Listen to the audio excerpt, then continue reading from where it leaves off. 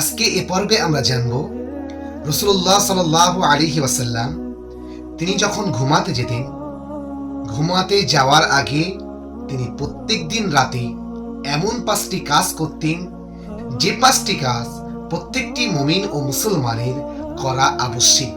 কেননা যদি কোনো ব্যক্তি এই 5টি কাজ করে, অবশ্যই আল্লাহ তাআলা ওই ব্যক্তির সারা রাত নিরাপত্তা দান করবেন এবং সে সারাটি রাত আল্লাহ তাআলার রহমতের দৃষ্টির অধীনে থাকবেন।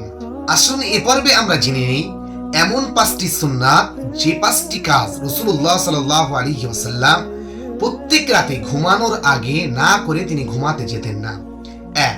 যারা মুমিন ও মুসলমান তাদের ঘুমাতে যাওয়ার পূর্বে যে কাজটি প্রথম করণীয় সেটি হচ্ছে দোয়া পড়া। কেননা রাসূলুল্লাহ সাল্লাল্লাহু আলাইহি ওয়াসাল্লাম তিনি ঘুমাতে যাওয়ার আগে সর্বপ্রথম দোয়া পড়তেন। আমরা জানি যে দোয়াটি রাসূলুল্লাহ সাল্লাল্লাহু আলাইহি ওয়াসাল্লাম শিখিয়েছেন, আল্লাহুম্মা বিসমিকা আমুতু ওয়া আহইয়া। এই দোয়াটি অবশ্যই প্রত্যেক মুমিন ও মুসলমানের পাঠ করা উচিত। 2. সূরা নাস ও সূরা ফালাক তেলাওয়াত করা। হযরত আয়েশা রাদিয়াল্লাহু তাআলা আনহা বলেন, রাসূলুল্লাহ সাল্লাল্লাহু আলাইহি ওয়াসাল্লাম প্রত্যেক রাতে ঘুমানোর আগে তিনি সূরা নাস এবং সূরা ফালাক তেলাওয়াত করতেন, করে 2 হাতে ফুঁক দিতেন এবং সারা শরীরে মাথা থেকে পায়ের তালু পর্যন্ত রাসূল বুলিয়ে দিতেন। কেননা সূরা নাস এবং সূরা ফালাক এই 2 সূরার ওসিলাতে আল্লাহ তাআলা বান্দাকে হেফাজত করেন এবং শয়তানি অনিষ্ট থেকে হেফাজত করেন। 3. আয়াতুল কুরসি পাঠ করা। আমরা জানি পবিত্র আল কোরআনে সূরাতুল বাকারার ভিতরে আল্লাহ তাআলা একটি আয়াতে কারিমা দিয়েছেন, যেটাকে আমরা জানি আল্লাহু লা ইলাহা ইল্লা হুয়াল হাইয়ুল কাইয়্যুম। এই যে আয়াতটি, এই আয়াতে কারিমাটিকে আয়াতুল কুরসি বলা হয়। রাসূলুল্লাহ সাল্লাল্লাহু আলাইহি ওয়াসাল্লাম প্রত্যেক রাতে ঘুমানোর পূর্বে আয়াতুল কুরসি তেলাওয়াত করতেন। অবশ্যই প্রত্যেকটি মুমিন ও মুসলমানের ঘুমানোর পূর্বে একবার আয়াতুল কুরসি পাঠ করা উচিত। কেননা আয়াতুল কুরসি খারাপ জিন এবং শয়তানের ওয়াসওয়াসা থেকে বান্দাদেরকে হেফাজত করে। 4.